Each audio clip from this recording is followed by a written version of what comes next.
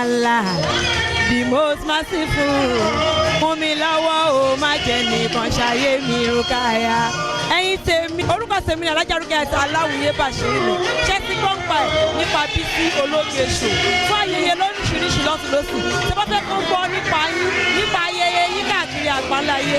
Ẹ kàn sí Bísí Ológe Show lórí YouTube, lórí Facebook, lórí Twitter, lórí Instagram. In fact, Bísí Ológe, they are the best. Love you.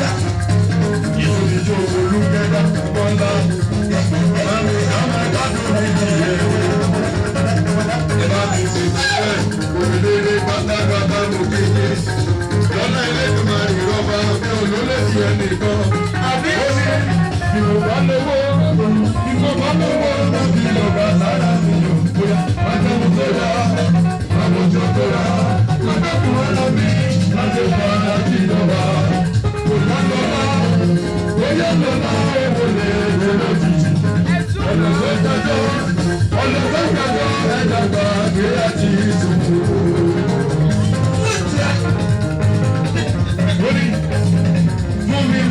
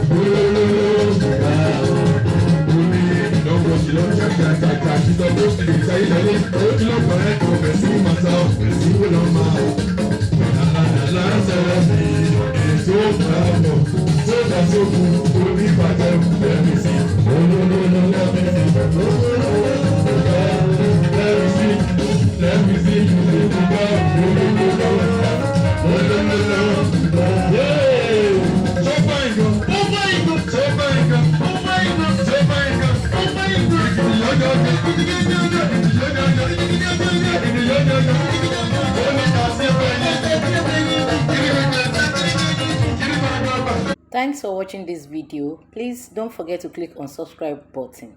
Kindly comment and share. We drop new videos daily. Thank you. God bless you.